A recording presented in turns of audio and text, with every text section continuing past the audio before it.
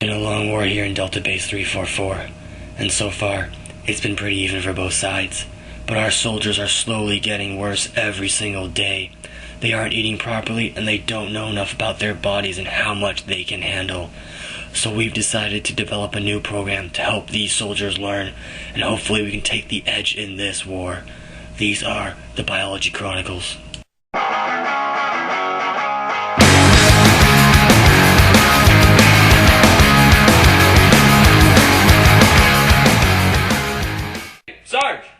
Sarge, hey, oi!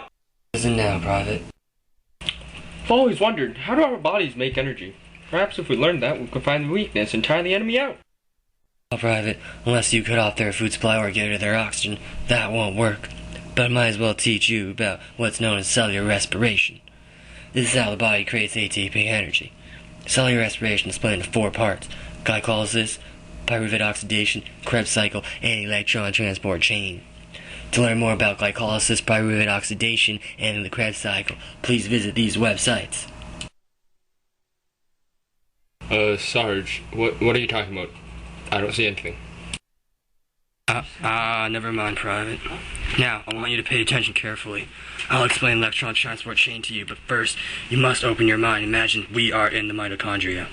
I said imagine, Private. That is an order.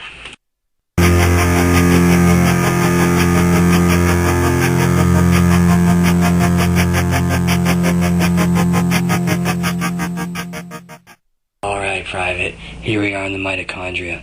Now before I begin teaching you about the electron transport chain, I'm going to go over glycolysis, pyruvate oxidation, and Krebs cycle very briefly. So in glycolysis, Private, we take glucose and we create 2 pyruvates from it. Also within this, we create a net of 2 ATP energies, and we create 2 NADHs. Next, the pyruvates go through pyruvate oxidation, and thusly, we form either 2 NADH or 2 FADH2s. Through this reaction, we create 2 acetyl-CoAs, and then Krebs cycle begins. In Krebs cycle, the acetyl-CoA goes through a series of reactions in a cycle, and does it twice, thusly producing a total of 6 NADH and 2 FADH2s. From there, the NADH and the FADH2 go towards electron transport chain, and that's where we will now begin. Right, Sarge, I understand. But what do FADH2 and NADH do exactly? Well, Private, we'll get to that. But first, let me introduce you to the cast of the ETC. First, we have oxygen, then FADH2. Next, we have our NADH, and our hydrogen ion. Finally, we have our ADP and our phosphate group right there.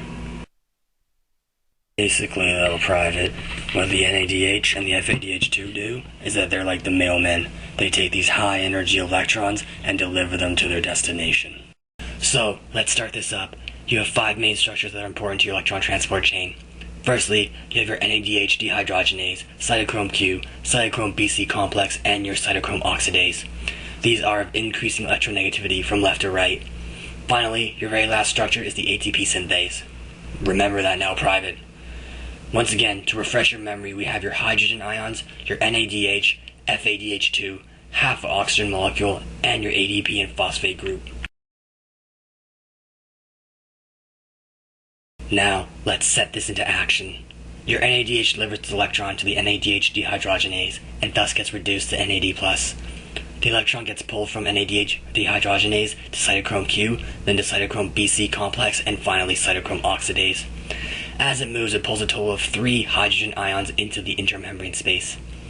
At the cytochrome oxidase, the electron gets accepted by the oxygen, and that, along with 2 hydrogen ions, forms a water molecule.